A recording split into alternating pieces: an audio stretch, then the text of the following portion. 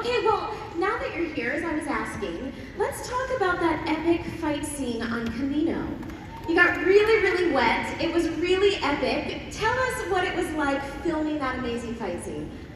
Yeah, it's such a distant memory now. I remember when, like, I don't know if it was 2 days or weeks, I don't remember.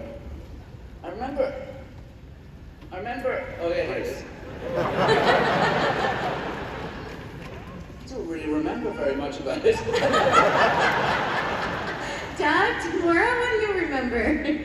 I remember seeing my double eating all the biscuits. And I was getting wet. So I thought maybe I should be eating the biscuits and the double can get wet. But yeah, I was telling the crowd earlier, I was very nervous on my first day working with you when you came to see the army. And you were so cool and very, didn't do much. You were just stillness was so powerful. So I was telling the crowd I was trying to out-cool you, but it never worked. I remember the rain and it was tough to do. But we had great help. I started working with Nash Edgerton, who's Joel Edgerton's brother. He's a filmmaker now and he's an actor and he's a very good director. But he was a stunt double, and he was my stunt double in Moulin Rouge. And I didn't have many stunts in Moulin Rouge, really. I can't actually remember if there were any, but he was my stunt double in Moulin Rouge. And then he because we were in the same studio, and literally we went so over schedule in Moulin Rouge that they came in with bulldozers and Starwars came in with bulldozers to take our sets down to get theirs up in time for us to start shooting. It was really back to back. And Nash came on to be my stunt double, and he did amazing work. And there is a story that he's told me during this fight in the rain, where he had to do a flip over the top of you. So it's like an aerial move over the top. And I don't do that kind of thing, not even then. But he did, and his mum was there visiting, and she was sitting over in the corner of the set. And when they did the flip, something went wrong, and he hurt himself, and he broke his front teeth. And he looked over at his mum, and he went, I'm fine. And he made a little signal to the stunt guy who took his mum away because he didn't want his mum to see that he'd really hurt himself, But he's really in good shape now, Nash. He looks great. He's got lovely teeth, So I remember that about it. I mainly remember our scene at the doorway. That's the story I remember. Have you told that story? Yeah, no, but you told that story here. To tell it. I told it, before. Did you tell it in this room? Not yet, no. Okay. Shall I tell it? Yeah. Yes, we want to hear it. George, when I come to their door, to the first time I meet you, you open the door, George wanted you to look sort of suspicious of me, And you were only wee. How old were you when you did that? Yeah, 13. 13. So, we did a few takes, and George was like, wasn't quite, get it more suspicious. And I just leant down to him and I went, when I open the door, act like I've done a terrible fart. And he went, and I said, just try it. So the next take, he opened the door and he looked at me and went,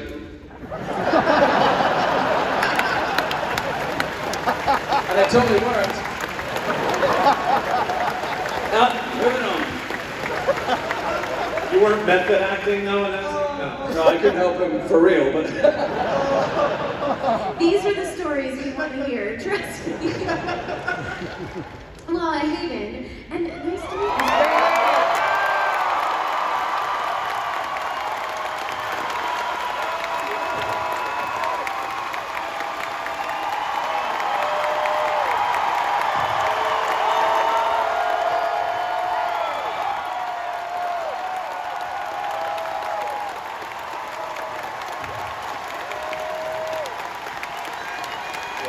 Thank you so much. I really appreciate that.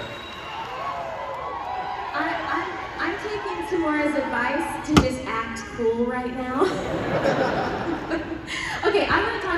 your epic fight scenes, because this was your first Star Wars movie. So how much training did you have to do to look so cool with your lightsaber?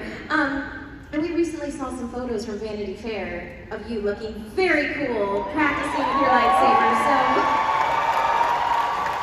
how much training did you do for this film? Yeah, there was quite a bit of lightsaber training, and for me that was always like the most fun.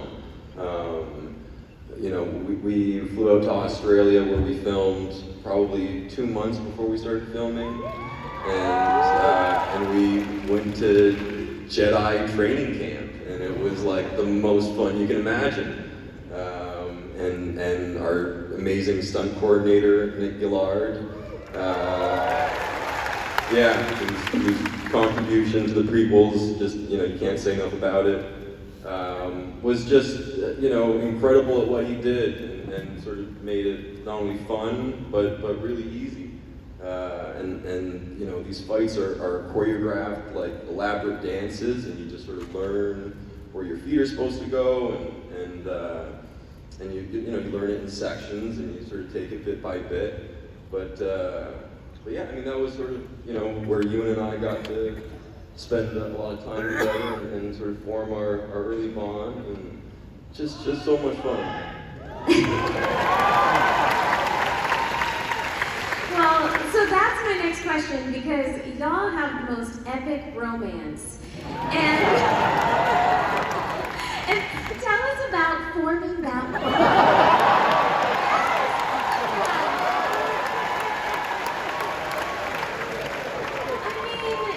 Ewan, that mullet is on point.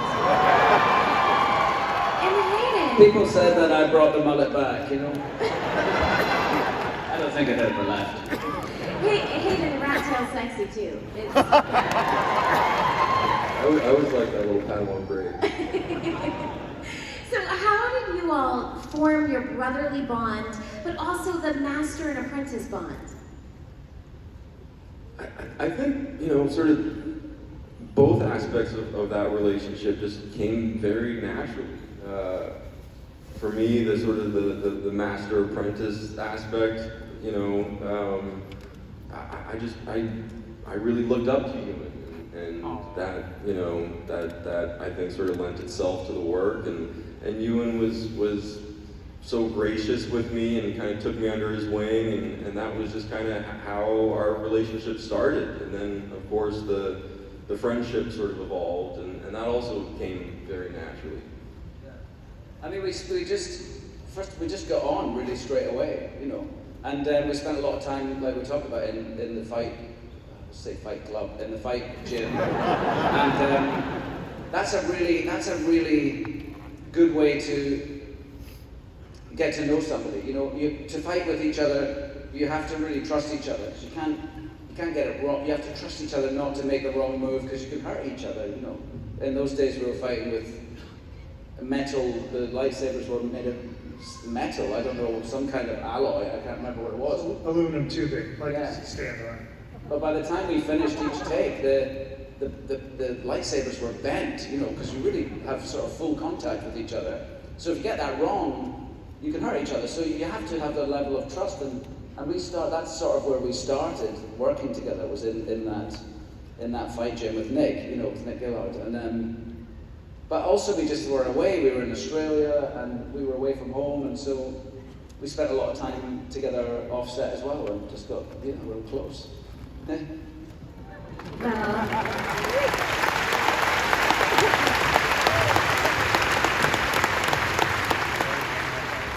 So this question is going to be for all of you.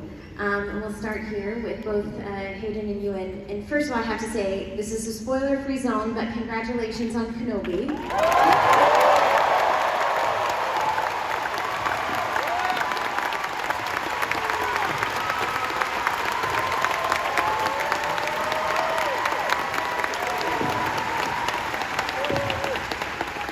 But, you know, we're honoring Attack of the Clones, and we're really honoring the maker, George Lucas himself. And you all have had the chance to work with George Lucas and now continue on the Star Wars legacy. Tell us about working with George Lucas on this film, and how have you carried on what he taught you, or his influence into your work today?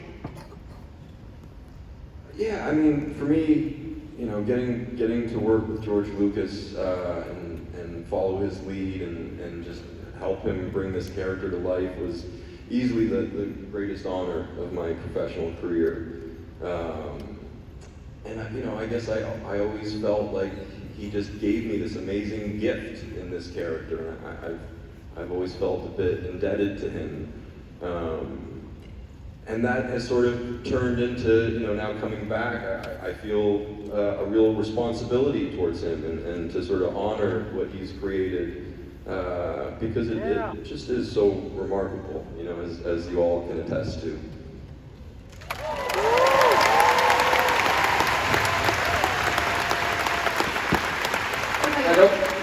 I mean, what George, I don't even know if George can describe what he created, you know. It's his world. He made us this world that when I was 7 years old, changed our lives, you know. It's true, changed our lives. And we still want more stories told inside this world because we love it, we understand it, we love it.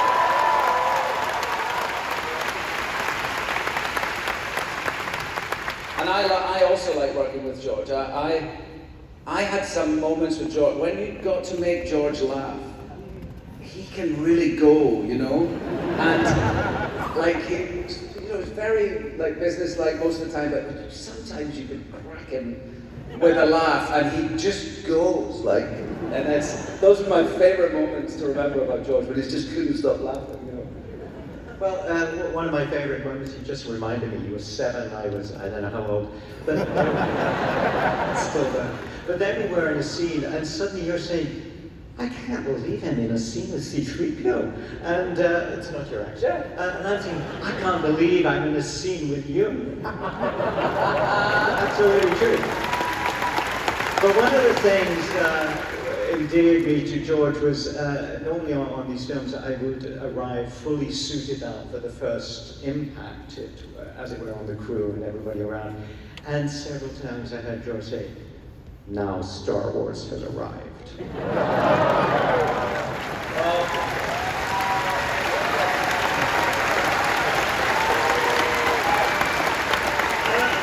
Only because, you know, 3PO was one of the first images that you saw in the first, you know, sound you heard. Because George did obviously create this, what has become known as his enormous sandbox, which has given us the opportunity to work in, and you, all of you, the opportunity to play in and belong to each other. And I think that is one of his really great legacies.